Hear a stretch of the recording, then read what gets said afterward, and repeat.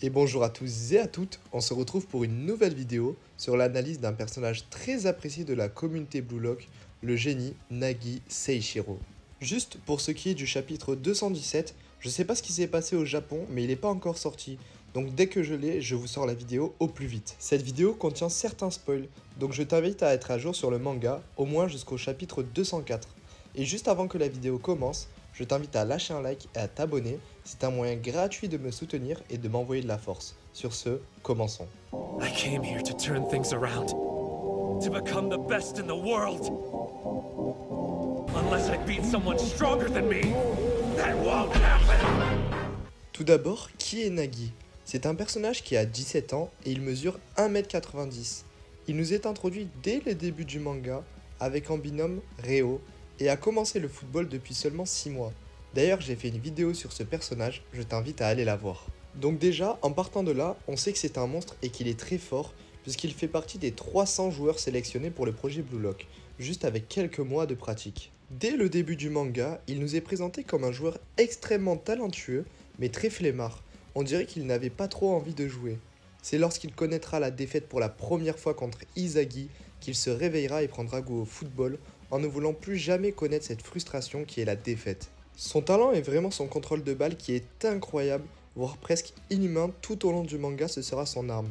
Il ne fera que s'améliorer, il s'en servira avec Reo juste pour faire de simples contrôles en recevant une passe puis tirer directement. Par la suite, il se séparera de son binôme, voulant jouer avec Izagi suite à sa défaite. Il s'améliorera encore et fera ce coup-ci des passes à une touche peu prévisible et surprendra même Haryu Jubei, qui est à ce moment-là le numéro 2 du projet Blue Lock. Dans cette sélection, il s'améliorera et apprendra à s'adapter à son adversaire, en ayant deux types de contrôle. Un où il est surnommé le dieu créateur, c'est lorsque son adversaire le colle, il donnera vie au ballon en le faisant rebondir, ou avec une simple touche pour passer son adversaire. Et d'un autre côté, il a un second type de contrôle aussi appelé trou noir, et il l'utilise afin d'attirer le ballon et le garder collé à son pied lorsque l'adversaire est éloigné pour pouvoir tirer ou garder la balle. Il est donc difficile de le bloquer en 1 contre 1, puisque Nagi peut adapter son contrôle en fonction de la distance de son adversaire qui le garde. Puis on le verra plus tard lors du match qui oppose les U20 au Blue Lock 11. Il marquera le premier but du Blue Lock 11 en surprenant 2 joueurs en défense grâce à son contrôle du ballon et égalisera 1-1.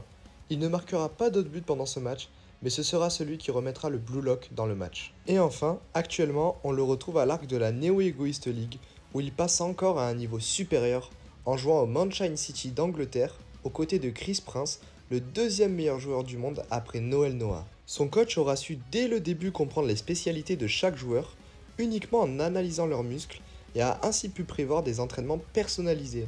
Pour Nagi, son plus gros problème était que son niveau était dépendant du joueur avec qui il jouait.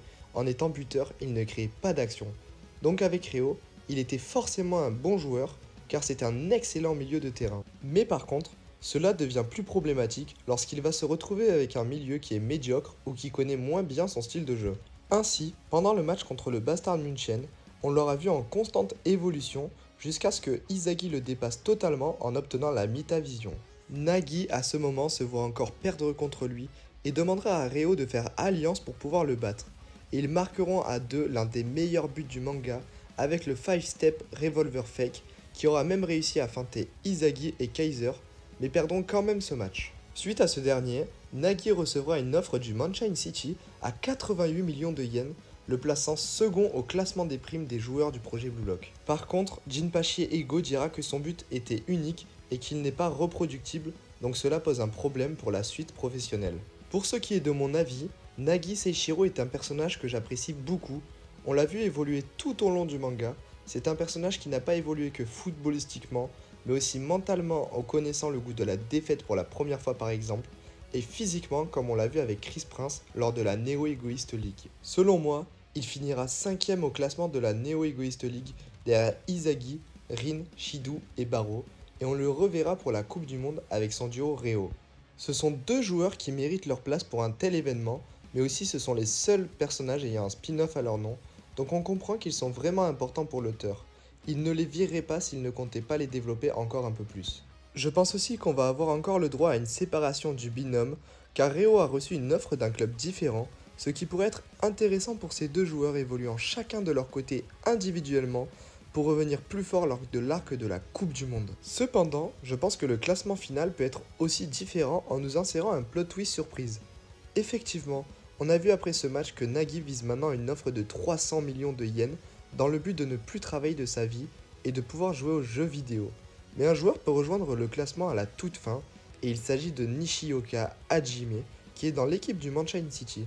Et cela pourrait être intéressant pour le scénario qu'il arrive à atteindre cette prime devant Nagi qui s'arrêterait à 280 millions de yens. Il faut aussi espérer que sa flemmardise ne prenne pas le dessus sur sa passion. Je pense qu'il est possible qu'on ait le droit à un moment où notre Nagi se retrouve face à une impasse ou un joueur beaucoup plus fort que lui qui le démotiverait sans qu'il y ait Reo pour l'encourager. On ne l'appelle pas le Lazy Genius pour rien. Voilà l'équipe, j'espère que cette vidéo vous a plu. Si c'est le cas, n'hésitez pas à vous abonner, à lâcher un like et un commentaire. Sur ce, à la prochaine.